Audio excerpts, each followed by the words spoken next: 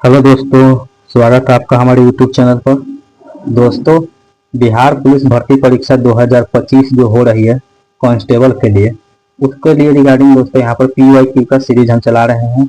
इसमें दोस्तों आपको टोटल पीवाईक्यू जितने भी अभी तक बिहार पुलिस में पूछे जा चुके हैं वो सभी आपको करवाया जाएगा। ठीक है दोस्तों। और इसमें कितने सेट है? ये दोस्तों टोटल 35 पीवाईक्यू के सेट हैं। उसमें से दोस्तों ये वीडियो नंबर दोस्तों यानी कि लेक्चर नंबर आपका 22 होने वाला है दोस्तों। 22वां नंबर मतलब 21 दोस्तों पीवाईक्यू वीडियो डाला जा चुका है। एक बार जब ये पीवाईक्यू कंप्लीट हो जाएगा, पीवाईक्यू हो जाने के बाद यानी प्रीवियस क्वेश्चन के बाद हम लोग सीधे चलेंगे प्रैक्टिस सेट की ओर। तो अभी आपके पास इतना सफिशियंट टाइम है कि आप आराम से ये सब करने के बाद प्रैक्टिस सेट अच्छा से एकदम बहुत सारा लगा करके जब जाइएगा तो आपका एकदम कॉन्फिडेंस लेवल हाई रहेगा। इसलिए जुड़े रहिए चैनल पर। अगर आप नए हैं तो चैनल को सबसे पहले दोस्तों क्या कीजिए, सब्सक्राइब कर लीजिए। इससे क्या होगा कि जब पीवाईक्यू देख लीजिएगा उसके बाद आपको जो ये सीरीज आएगा दोस्तों, टेस्ट सीरीज, वो आप अपना देखिएगा और अपना तैयारी को बूस्ट कीजिएगा। ठीक है। तो आइए बिना किसी देरी को हम लोग शुरू करते हैं। देखो, बिहार पुलिस कांस्टेबल में दोस्तों 8/3/2020 को द्वितीय पाली का ये क्वेश्चन पेपर है। ठीक है, आ जाइए देखते हैं क्वेश्चन एक एक करके पूरा क्या करते हैं। देखिए दोस्तों, इसमें क्या कहा गया है। एक नंबर में बोला गया है भारत का सबसे अधिक लीची उत्पादक राज्य है। तो सबसे ज्यादा लीची कहाँ से होता है? तो बिहार में होता है। बिहार में लीची के लिए फेमस जगह कौन सा है? मुजफ्फरपुर है। ठीक है, मुजफ्फरपुर लीची के लिए फेमस है। उसके बाद आ जाइए क्वेश्चन नंबर 2 में, ब्रायोफाइटा पादप सामान्यतः पाए जाते हैं। ब्रायोफाइटा सामान्यतः कहाँ पाए जाते हैं? तो ये दोस्तों नम एवं छायादार आवासों में ब्रायोफाइटा पाए जाते हैं। आगे नेक्स्ट क्वेश्चन देखिए, राज्य के राज्यपाल को अध्यादेश जारी करने की शक्ति प्रयुक्त की जाती है। तो किसमें की जाती है अध्यादेश जारी करने से? तो ये राज्य सूची के अंतर्गत आता है ये। ठीक है। उसके बाद आ जाइए यहाँ पर, ये देख लीजिए क्वेश्चन नंबर 6 पर आ जाइए दोस्तों। पक्षियों में तेल अथवा क्रीन ग्रंथि किस भाग में होती है? तो ये किस भाग में होती है दोस्तों, बताइए। तो ये पूरे शरीर में पाई जाती है। ठीक है, आगे आ जाइए क्वेश्चन नंबर 7 में, अंतःश्वसन तभी होता है जब वायुमंडलीय दाब से फेफड़ों का दाब क्या होना चाहिए? वायुमंडल के दाब से फेफड़ा का दाब क्या हो जाना चाहिए? कम होना चाहिए। फेफड़ा का दाब कम रहेगा और वायुमंडल का दाब अधिक रहेगा तो अंतःश्वसन होगा। आगे नेक्स्ट देखिए, नेक्स्ट क्वेश्चन में कहा गया है निम्नलिखित में से दक्षिण भारत की सबसे ऊंची चोटी कौन सी? दक्षिण भारत की सबसे ऊंची चोटी कौन सी हो जाएगी दोस्तों? तो दोस्तों दक्षिण भारत की सबसे ऊंची चोटी अनाईमलाई है। ये किस राज्य में पड़ता है? तो ये केरल में है। ठीक है, केरल में है। और पूछेगा दूसरा सबसे ऊंचा, तो दोदा बेटा हो जाएगा। उसके बाद दोस्तों केटू जो है ये भारत का यानी इंडिया का सबसे ऊंचा चोटी है। ठीक है, इस प्रकार से आपको याद रखना है। उसके बाद आ जाइए क्वेश्चन नंबर 9 में, सूती वस्त्र के साक्ष्य प्राप्त हुए हैं। सूती वस्त्र के साक्ष्य हड़प्पा सभ्यता में कहाँ से प्राप्त हुए हैं? तो ये दोस्तों मोहनजोदड़ो से प्राप्त हुए हैं। मोहनजोदड़ो कहाँ पर है? पाकिस्तान में। ठीक है, उसके बाद आगे आ जाइए। आगे आइएगा तो यहाँ पर कहा गया है क्वेश्चन नंबर 11, निम्न कार्बोक्सिलिक अम्लों को उनकी अम्लीय क्षमता के घटते हुए क्रम में लिखना है, मतलब बैठाना है। तो क्या हो जाएगा इसका? देखिए इसमें आप देखिएगा तो सबसे पहले कौन आ जाएगा? सबसे पहले आ जाएगा फ्लोरोएसिटिक अम्ल, ये आ जाएगा सबसे पहले। उसके बाद आ जाइए, उसके बाद आ जाएगा क्लोरोएसिटिक अम्ल आ जाएगा। उसके बाद आ जाएगा एसिटिक अम्ल, उसके बाद ब्यूटिक अम्ल। तो इस प्रकार से देखिए 3 4 2 1, ये ऑप्शन अपना सही हो जाएगा। उसके बाद आ जाइए क्वेश्चन नंबर 12 में, रामचंद्र शुक्ल द्वारा रचित कविता की पढ़त निबंध का मूल भाव क्या है? इस कविता का मूल भाव क्या है? तो देखिए दोस्तों कविता का मूल्यांकन करना इस कविता का मूल भाव है। उसके बाद आ जाइए क्वेश्चन नंबर 13 में, जैव पुष्टिकरण डैश के लिए पादप प्रजनन क्या है? आपको बताना है। तो ये उन्नत खाद्य गुणवत्ता है। उसके बाद आ जाइए नेक्स्ट क्वेश्चन में कहा गया है बिहार में 2011 की जनगणना के अनुसार सर्वाधिक जनसंख्या घनत्व वाला जिला कौन है? तो सर्वाधिक जनसंख्या घनत्व शिवहर जिले में है। ठीक है, तो बाद आगे आ जाइए। उसके बाद आगे आ जाते हैं यहाँ पर क्वेश्चन नंबर 17 में, निम्न में से कौन सा योगात्मक बहुलक? योगात्मक बहुलक कौन सा है निम्न में से आपको बताना है, तो बताइए दोस्तों। तो दोस्तों पीवीसी जो होता है ना, यानी कि पॉलीविनाइल क्लोराइड, ये दोस्तों ये होता है योगात्मक बहुलक। तो आ जाइए क्वेश्चन नंबर 18 में देखिए, निम्नलिखित में से कौन से वृक्ष में अपस्थानिक मूल पाया जाता है? अपस्थानिक मूल पाया जाता है किस वृक्ष में पाए जाएंगे? सबसे पहले तो ये जानिए अपस्थानिक मूल क्या है। तो दोस्तों जड़ के अलावा और कहीं से भी अगर जड़ निकलता है तो उसको अपस्थानिक मूल कहते हैं। जैसे रेडिकल से जब जड़ ना निकल के कहीं और से निकले। तो उसके बाद आ जाइए क्या है, इसका आंसर हो जाएगा दोस्तों। तो ये बरगद का वृक्ष होता है, उसमें देखिएगा ये ऊपर से आकर के निकलता है, जो तना होता है उससे जड़ बन जाता है, तो वही अपस्थानिक मूल यानी कि जड़ है। उसके बाद आगे आ जाइए क्वेश्चन नंबर 19 में, सोनार में डैश तरंगे प्रयुक्त होती है? तो सोनार में कौन सी तरंग प्रयुक्त होती है? तो ये पराध्वनिक तरंग सोनार में होता है। सोनार क्या है दोस्तों? Sound navigation and ranging system, समुद्र में इसका प्रयोग किया जाता है। ठीक है, उसके बाद इसमें देखिए स्टेनलेस स्टील में निम्न में से कौन सा तत्व मौजूद नहीं है? स्टेनलेस स्टील में क्या मौजूद नहीं है, तो देख लीजिए यहाँ पर। देखिए आयरन तो होता है, उसके टंगस्टन भी होता है, क्रोमियम भी होता है, लेकिन निकल दोस्तों नहीं होता है। ठीक है, तो ये कट जाएगा, तो अपना आंसर यही हो जाएगा कि ये मौजूद निकल नहीं होता है। तो बता जाए क्वेश्चन नंबर 22 में, कुमार गंधर्व के संगीत की मुख्य विशेषता क्या थी? कुमार गंधर्व की मुख्य विशेषता क्या थी? तो मालवा, लोकधुन और हिंदुस्तानी शास्त्रीय संगीत इसकी मुख्य विशेषता थी। ठीक है, याद रखेंगे। आगे आ जाइए, आगे आइएगा तो यहाँ पर कहा गया है आंख की संरचना में निम्नलिखित स्तर पाए जाते हैं। तो आंख की संरचना में क्या स्तर पाए जाते हैं? तो दोस्तों सबसे पहले और बाद में बताना है। सबसे पहले क्या हो जाएगा आपको? तो सबसे पहले हो जाएगा श्वेत पटल। ठीक है, उसके बाद हो जाएगा नेत्र श्लेष्मा, उसके बाद हो जाएगा रंजित पटल। ठीक है, उसके बाद हो जाएगा दृष्टि पटल। तो 4, उसके बाद 1, उसके बाद 2, उसके बाद 3, तो आंसर हो जाएगा बी। ठीक है, आगे आ जाइए क्वेश्चन नंबर 25 में, कोशिका में आनुवांशिक पदार्थ है। कोशिका में आनुवांशिक पदार्थ क्या है आपको बताना है। कोशिका में आनुवांशिक पदार्थ क्या है, तो बताइए। तो देखिए दोस्तों डीएनए जो होता है ना, उसको आनुवांशिक पदार्थ कहते हैं कोशिका में। ठीक है, डीएनए का full form deoxy ribo nucleic acid. ठीक है, तो बाद आगे आ जाइए, आगे आइए और क्वेश्चन नंबर 26 में देखिए, इसमें कहा गया है निम्न में से किस प्रकार के बल्ब में ऊर्जा की खपत सबसे कम होगी? किस प्रकार के बल्ब में सबसे ऊर्जा की खपत कम होगी?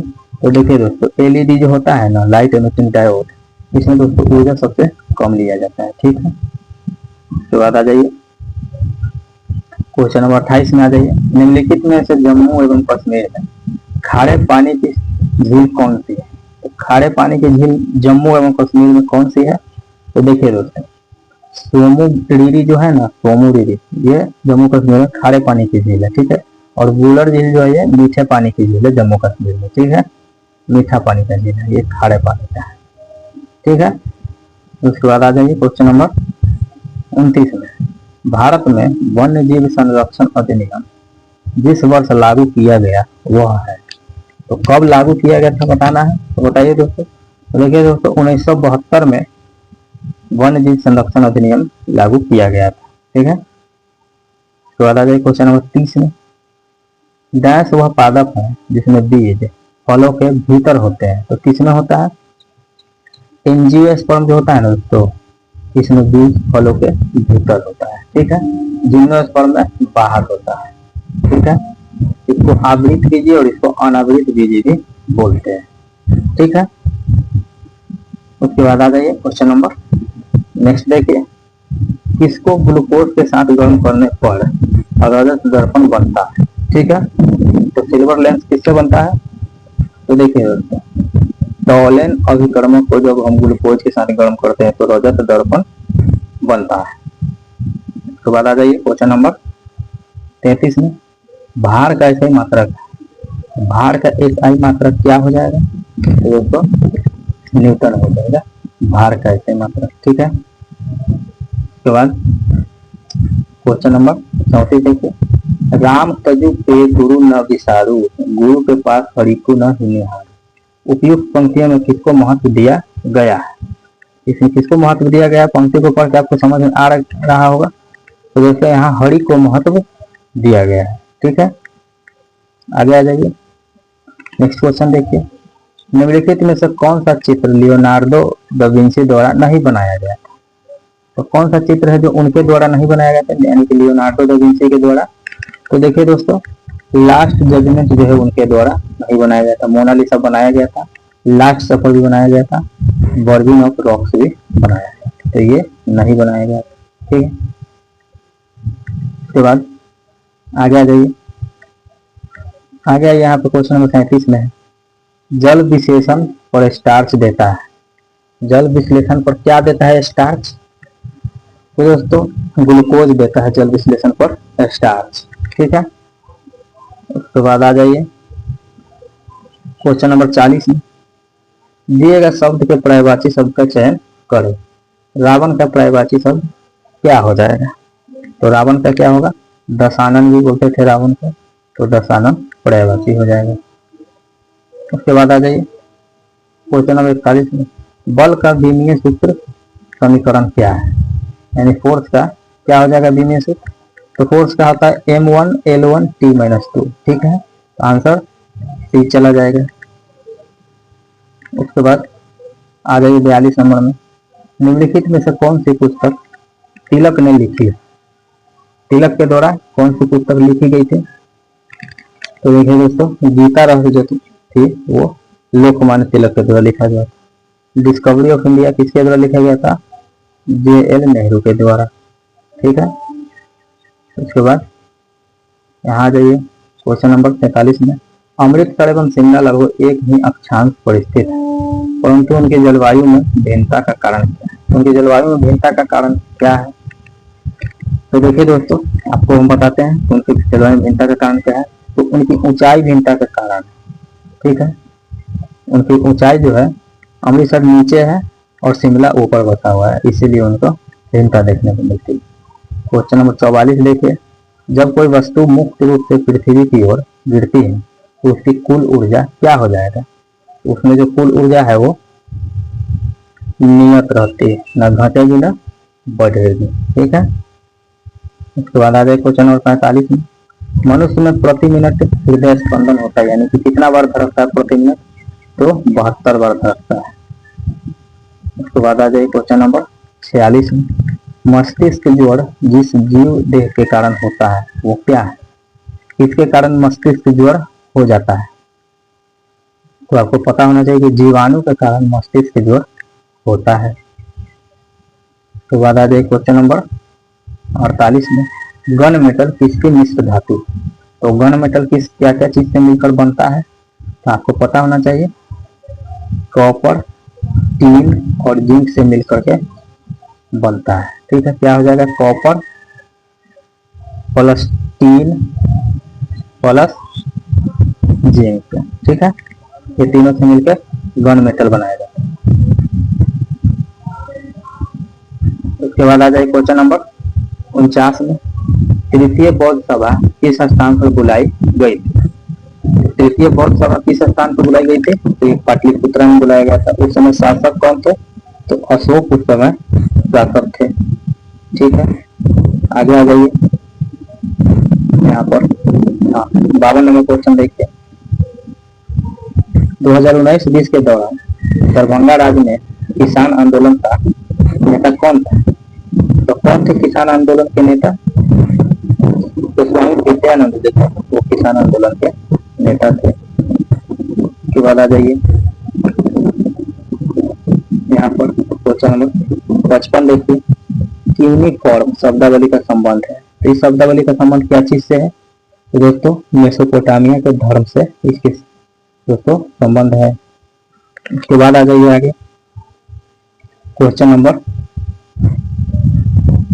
यहाँ पर देखिए, हाँ क्वेश्चन नंबर 56 देखिए दोस्तों, छूट गया था। भारत की विदेश नीति आधारित है। तो भारत की विदेश नीति किस चीज पर आधारित है?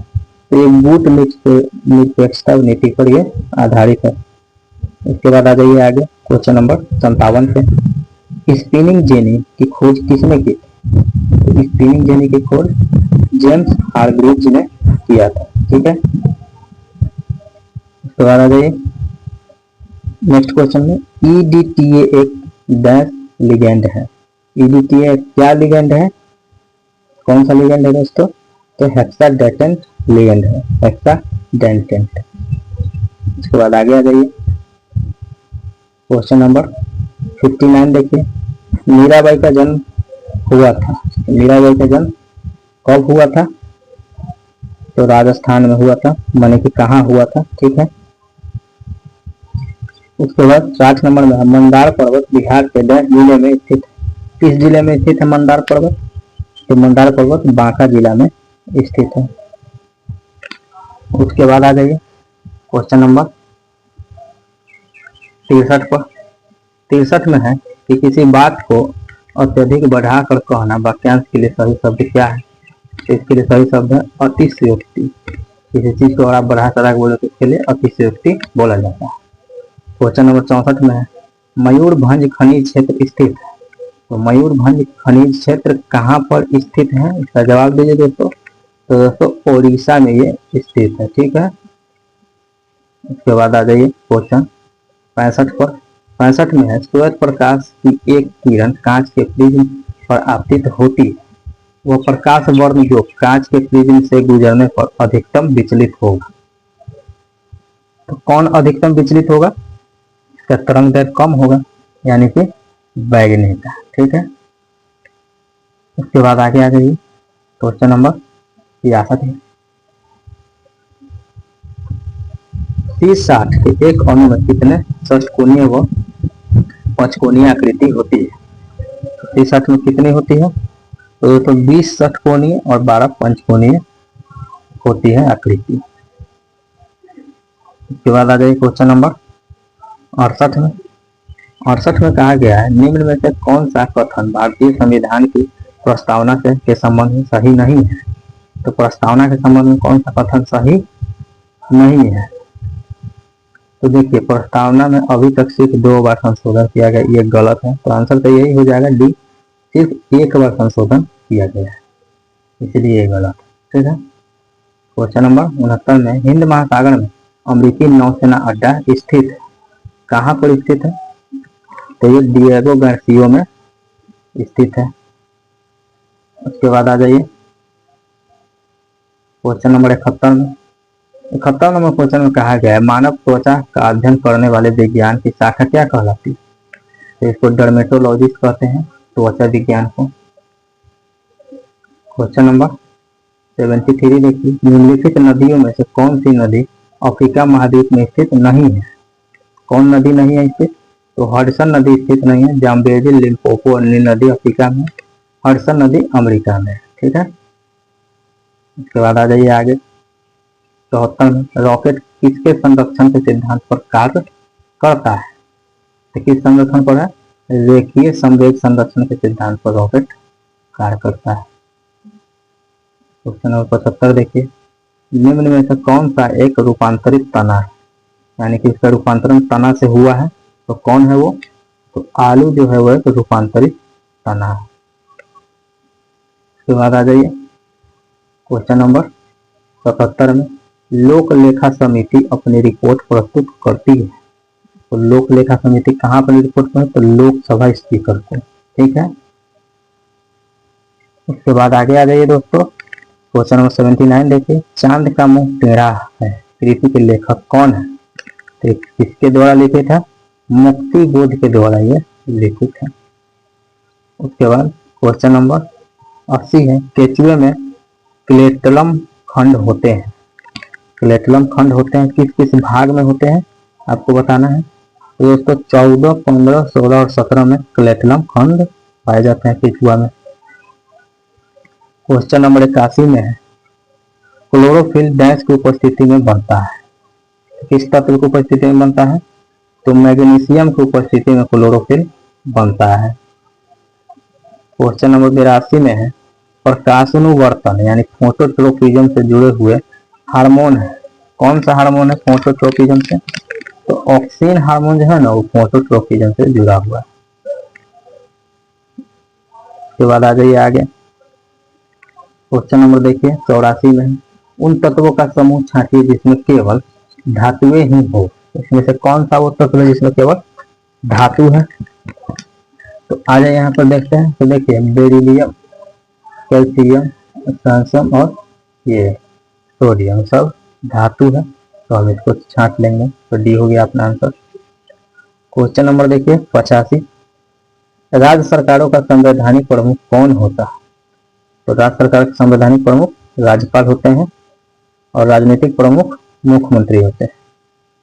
उसके बाद आ जाइए यहाँ पर क्वेश्चन नंबर 87 देखिए मॉन्टेग्यू चेम्सफोर्ड रिपोर्ट किसको बोला जाता है? मॉन्टेग्यू चेम्सफोर्ड रिपोर्ट बोला जाता है। तो दोस्तों भारत सरकार अधिनियम 1919 का आधार बने, तो इसी को दोस्तों मॉन्टेग्यू चेम्सफोर्ड सुधार भी बोला जाता है। उसके बाद आ जाइए क्वेश्चन नंबर 88 में क्षुद्रतम एंजियोस्पर्म है यानी सबसे छोटा एंजियोस्पर्म कौन सा है? तो दोस्तों वोल्फिया जो है ना वो सबसे छोटा एंजियोस्पर्म। क्वेश्चन नंबर देखिए 89 पिछले कुछ वर्षों में अर्थव्यवस्था के किस क्षेत्र में बिहार सबसे तेजी से विकास दर्ज किया है? तो किस क्षेत्र में किया गया है ये विकास? तो विनिर्माण के क्षेत्र में ये विकास दर्ज किया गया है। क्वेश्चन नंबर 90 में है आनुवंशिकता का जनक है। कौन है आनुवंशिकता का जनक? तो ग्रेगर मेंडल जो है वो आनुवंशिकता के जनक है। क्वेश्चन नंबर देखिए 91 में इस अनुच्छेद के अनुसार भारत के राष्ट्रपति द्वारा राष्ट्रीय आपातकाल की घोषणा की जा सकती है। तो राष्ट्रीय आपातकाल किस अनुच्छेद के तहत घोषणा की जाती है? तो अनुच्छेद 352 के तहत उनको ये शक्ति देता है। ठीक है। 92 नंबर देखिए भारत के संविधान में चुनाव प्रणाली का प्रावधान किन अनुच्छेदों में किया गया है? किस अनुच्छेद में किया गया है? तो अनुच्छेद 324 से 29 में चुनावों का प्रावधान किया गया है। उसके बाद आ जाइए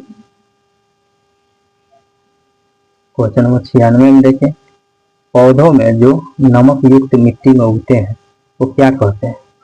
तो इसको हैलोफाइटा कहते हैं। ठीक है। जीरोफाइटा उसको कहते हैं जो मरुस्थल में उगते हैं बिना पानी के। उसके बाद आ जाइए क्वेश्चन नंबर 97 में संवहनी यानी कि वेस्कुलर पौधे में पानी किससे ऊपर जाता है? तो कौन सा टिश्यू से ऊपर जाता है पानी? तो जाइलम टिश्यू से पानी ऊपर जाता है। जाइलम से जल याद रख सकते हैं। ठीक है। और फ्लोएम से फूड। तो 98 नंबर में आरएनए का मुख्य कार्य क्या है? आरएनए का मुख्य कार्य क्या है? तो एक प्रोटीन का संश्लेषण करता है यानी कि प्रोटीन बनाता है।